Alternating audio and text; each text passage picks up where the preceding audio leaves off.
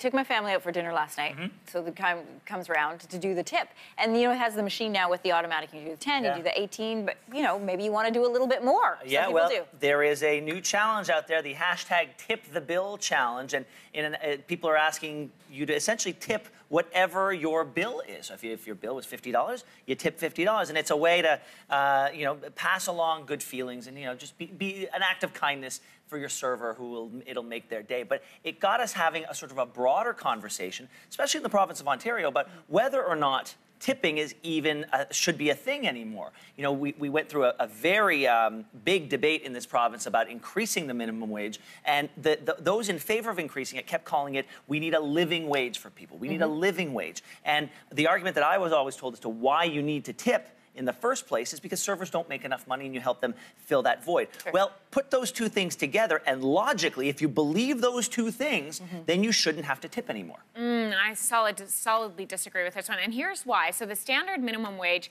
in Ontario is $14. We know this.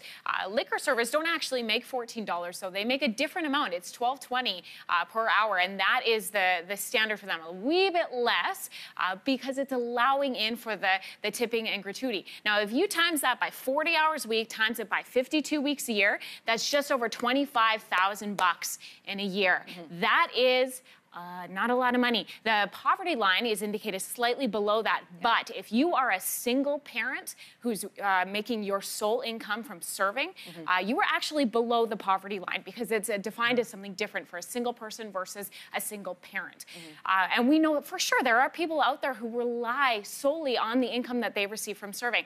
That doesn't take into account if you take any time off work and then you're not making money. Right. Tipping is something that people need. They need if they are working in one of these industries, for sure. I am not suggesting that anybody's getting rich being a server. I'm simply saying we went through a very emotional debate about the value of, you know, how much someone should get paid over the course of an hour, and we were said, and it's not a person like me who is using the expression. It's others who are saying we need a living wage. We need a living wage, not minimum wage. It's a living wage. And now that's up, so now that's coming out of everyone else's pocket. I'm already helping to pay that.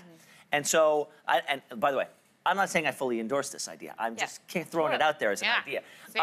But I think it's worthy of discussion. I still tip according to service. So I have my own meter in my head, and I tip. I always do tip. I can't go below 15. Because otherwise, I'm that person on TV who doesn't tip. Even when I'm really angry, I can't go below 15. You can't go below, and I'm the same. Yeah. But I also tip according to service. If you give good service, and we had a fabulous server last night, I will tip over and above. Honestly, for me, to make it easy, I do 20 just simply because 10% is really easy to calculate, and then you just double it. Anyway.